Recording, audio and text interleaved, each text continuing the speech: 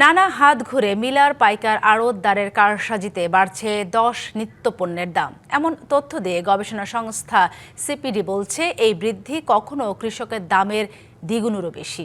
এদিকে পণ্য পরিবহনের রাস্তাঘাটে চাঁদাবাজি আছে বলে স্বীকার করেছেন বাণিজ্যমন্ত্রী। মানছেন মূল্যস্ফীতির চাপে দেশের মানুষ, আশ্বাস দিয়েছেন সরকারের নানামুখী উদ্যোগেরও। পণ্যের বাজারে খুবই পরিচিত শব্দ কারসাজি, কিন্তু কে বা কারা কিভাবে বাজারে এই কারসাজির সাথে যুক্ত? দেশের 10টি নিত্যপণ্য নিয়ে 810টি বাজার ঘুরে গবেষণা সংস্থা সিপিডি বলছে চালের গড় দাম 5 হাত ঘুরে প্রায় 2 গুণ বাড়ে। মরিচও তাই, কেজিতে বাড়ানো হয় গড়ে 10 টাকা।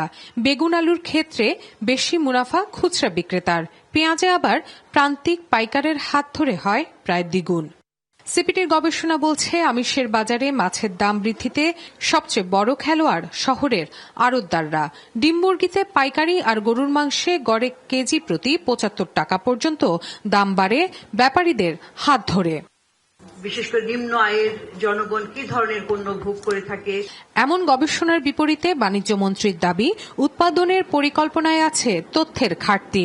পণ্য সরবরাহে চাঁদাবাজি আছে স্বীকার করেন তিনি, যার প্রভাব আছে মূল্যস্ফীতিতে। অনেকগুলি আইটেমের উপরে ট্রেসেবিলিটি করতে যাচ্ছি, একটা ফর্মাল ট্রেসেবিলিটি। এই ট্রেসেবিলিটি গুলি যদি আমরা করে ফেলতে পারি, তাহলে শুরু থেকে শেষ পর্যন্ত এই স্কোপটা আমরা আইডেন্টিফাই করতে পারবো যে কোন জায়গায় এই জিনিসটা হচ্ছে।